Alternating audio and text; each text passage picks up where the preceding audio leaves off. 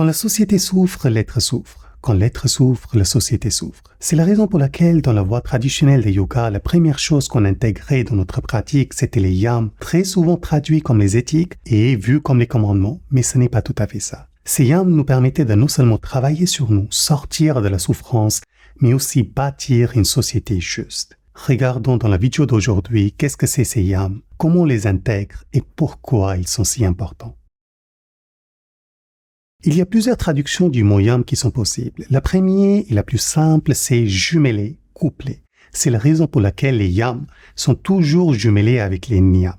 Les yams, c'est ce qui nous guide vis-à-vis notre vie externe, la façon dans laquelle on va agir et interagir avec le monde, et les niyams qui nous guident vis-à-vis notre vie interne, comment on va agir envers nous-mêmes. Mais yam possède aussi d'autres traductions. Déjà, yam veut dire restreindre, contrôler ou maîtriser quelque chose. Mais il existe aussi une traduction beaucoup plus subtile et très peu connue. Yam, il est formé de 2 syllabes.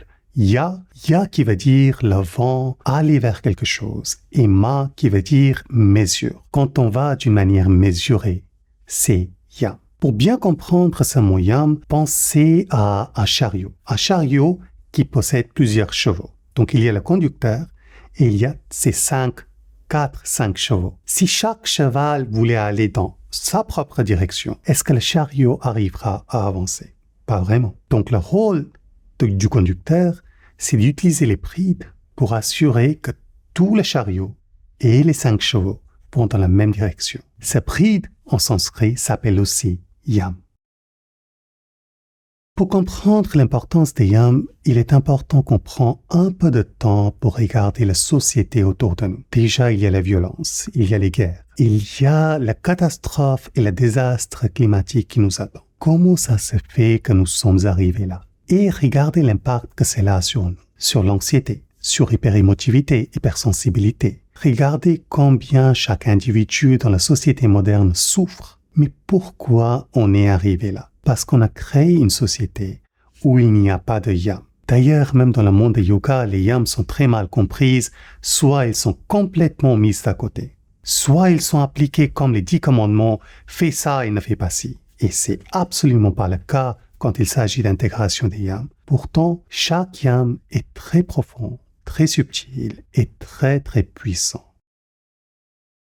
Lorsqu'il s'agit des yams, on ne cherche pas à les appliquer aveuglément. Avant tout, il est important de comprendre ce que ça veut dire le yam en question. Par exemple, si on parle de satya, il est important de comprendre qu'est-ce que c'est sat et qu'est-ce que c'est ya et pourquoi on parle de satya. Parce que satya, ça ne va pas dire juste dire la vérité. Satya veut dire ce qui est juste, propager ce qui est juste pour que Sattva Gun puisse se propager dans le cosmos. Pendant qu'un yogi travaille sur un yam, que ce soit Satya, que ce soit Ahimsa, que ce soit Aparigraha, il le fait en connaissance, en compréhension premièrement des yam et deuxièmement de lui-même. C'est-à-dire comment ça se fait qu'il y a le désir de violence qui est présent en moi. Cette partie l'aide à beaucoup mieux se comprendre. Et cette compréhension, c'est un des clés pour tout progrès dans la voie de yoga, mais aussi dans notre vie quotidienne. Deuxième effet des yams sur le pratiquant, c'est que cela amène la vraie liberté. Très souvent, on dit « j'ai envie de faire ça », cette chose me donne du désir, j'ai pas envie de faire ça. Mais pourquoi on a envie de faire telle chose ou telle chose? Ça, c'est une question qu'on ne se pose jamais. Pourtant, ce n'est pas que j'ai envie de faire quelque chose. Très souvent, c'est l'objet qui a pris quelque part la domination sur moi et il est en train de générer cette envie en moi. Quand on commence à capter les yams, quand on commence à capter ce travail de fond que nous faisons pour appliquer les yams, à ce moment-là, le pratiquant atteint la vraie liberté. Il n'est plus soumis à l'objet de désir. Il peut décider s'il a envie de l'objet en question ou pas. La dernière chose qui arrive quand on commence à appliquer les yams dans notre vie de tous les jours, que on n'a plus besoin des anxiolytiques, on n'a plus besoin des antidépresseurs. La paix s'installe à l'intérieur. Et quoi qu'il arrive à l'extérieur de nous, le pratiquant, lui, reste en paix. Même s'il y a la violence, même s'il y a des problèmes, la paix ne change pas dans le pratiquant. Ainsi, il devient capable de prendre des décisions qui sont justes, qui sont correctes. Pour comprendre l'impact des yams sur la société, Faisons une hypothèse. Imaginons qu'on est dans une petite rue et il y a beaucoup de gens, il y a beaucoup de marchands et soudainement il arrive un chariot avec ses 5 chevaux et chaque cheval il a envie d'aller partout. Le conducteur lui il dit j'en peux plus, je les laisse courir. Et ces 5 chevaux, un court à droite, un court à gauche, un va vers l'arrière, un va vers l'avant. Qu'est-ce que vous pensez arrivera dans cette petite rue marchande? Qu'est-ce qui va arriver à tous les marchands qui cherchaient à vendre leurs marchandises? Qu'est-ce qui va arriver à tout le monde qui cherchait à acheter ces marchandises? Est-ce que vous pensez que cette rue, on pourra vraiment marcher dedans? Pas vraiment.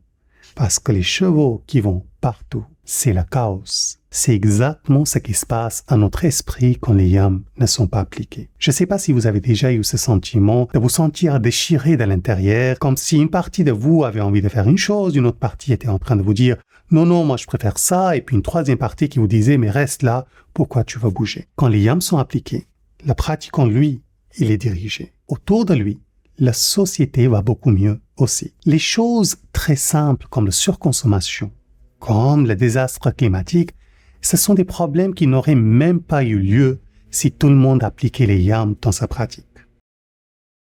Dans les Yoga Sutras, Patanjali nous parle des 5 yams. Alors chaque yam est beaucoup plus complexe et ça fera le sujet d'un webinaire. Cependant, je vous donne ici des explications très très simplistes qui ne sont pas forcément entièrement correctes parce que pour comprendre chaque mot, il faut quand même pas mal de temps. La première des yams dont nous parle Patanjali, c'est Ahimsa, souvent traduit comme non-violence, mais plus exactement l'absence de désir de violence. Le deuxième yam, c'est Satya, de nouveau souvent traduit comme dire la vérité, mais ce n'est pas dire n'importe quelle vérité. Si je dis mon pull est bleu, ce n'est pas Satya. Satya, c'est quand on propage Sattva-gun, quand on propage des choses qui feront augmenter Sattva-gun dans la société et chez les autres personnes. Le troisième yam s'appelle Asteya, qu'on peut traduire comme absence de désir de voler. Brahmacharya, c'est le quatrième, très souvent traduit comme célibat, mais de nouveau, c'est beaucoup plus suivre la voie de Brahma, suivre la voie de Sat, de ce qui est juste. Et finalement, Aparigraha, de nouveau traduit comme nos convoitises, mais il y a un secret derrière, parce que Graha, ça veut dire limite, Parigraha, ça veut dire sortir des limites, et Aparigraha veut dire absence de sortir des limites. Bien que Patanjali ne nous parle que des 5 yams, il y a d'autres textes comme Yajnavalkya Smriti qui nous parlent des autres yams aussi. Il y a 5 yams dont ces textes nous parlent, dont le premier, Kshama, qui veut dire pardonner. Kriti, qui veut dire fortitude, même si ce sens exact est beaucoup plus complexe et beaucoup plus subtil que cela. Arjava, qui veut dire être sincère et s'éloigner de l'hypocrisie. Daya, qui veut dire la compassion. Et finalement, Mita Ahar, qui veut dire être mesuré dans notre consommation, que ce soit de la nourriture ou que ce soit des expériences sensorielles. Avant qu'on parle comment intégrer les yams dans notre pratique, il est important de savoir qu'on ne peut faire. Il y a certaines fautes qu'on fait très très souvent parce que notre esprit s'est fait conditionner en pensant que les yams sont comme des commandements qu'il faut juste suivre aveuglement. Donc regardons de près les fautes à éviter. Première chose, c'est ne pas les appliquer aveuglement juste parce que quelqu'un nous dit de le faire ou parce qu'on l'a lu dans un livre. Ne pas les appliquer en voulant absolument avoir un résultat de leur application. Si vous appliquez non-violence et le texte vous dit que ça y est, dès que vous avez appliqué non-violence, tout le monde sera non-violent envers vous, si vous cherchez ce résultat, la non-violence, il est terminé. Se forcer à suivre un yam sans le comprendre. D'abord, on comprend le sens d'un yam et seulement ensuite, on l'applique. C'est juger si les sentiments opposés à yam sont présents en nous. Par exemple, si on cherche à appliquer ahimsa, la non-violence, ou l'absence de désir de violence, mais à l'intérieur de nous, nous sentons colère, il est important de ne pas se juger pour sentir sa colère.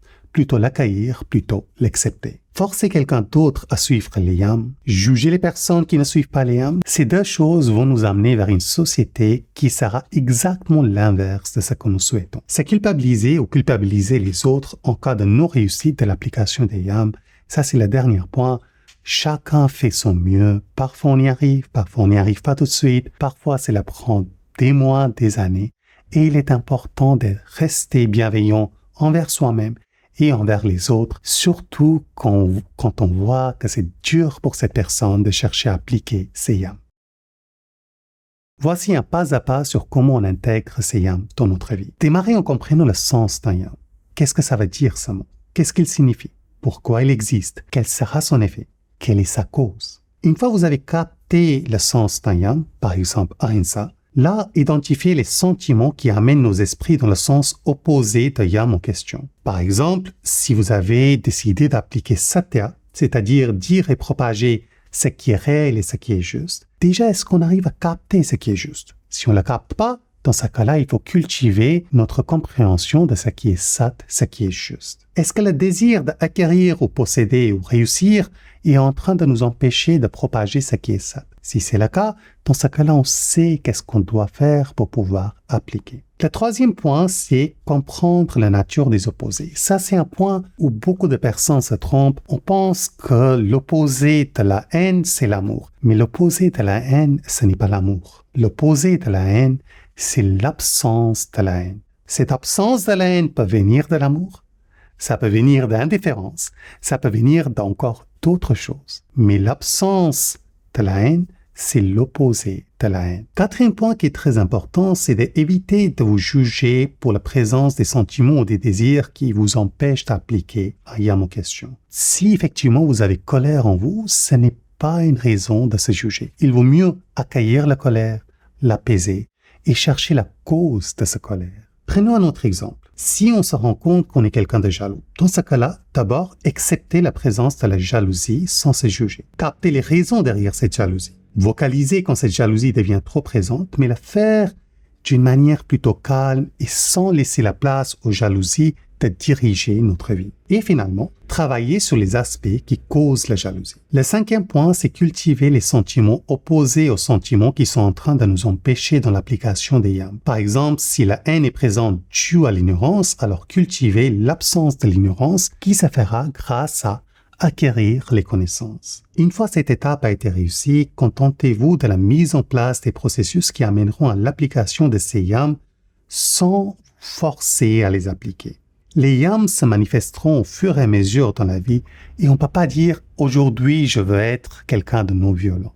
La non-violence viendra quand ce sera le moment. Et finalement, parce que ces yams, ça demande de la patience, ça demande un vrai travail sur soi, ne baissez pas les bras.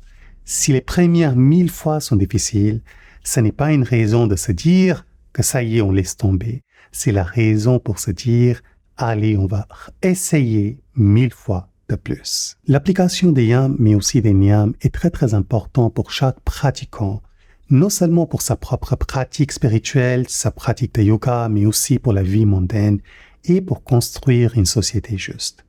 J'espère que cette vidéo vous aura déjà donné un aperçu sur qu'est-ce que c'est les yams, pourquoi ils sont si importants et comment on peut les appliquer facilement dans notre vie. Si vous avez envie d'approfondir ce sujet, on fera un webinaire sur les yams, sur les 10 yams. Je vous laisserai le lien en bas et je vous invite à le rejoindre. Avec cela, je vous souhaite une excellente journée. Namasté.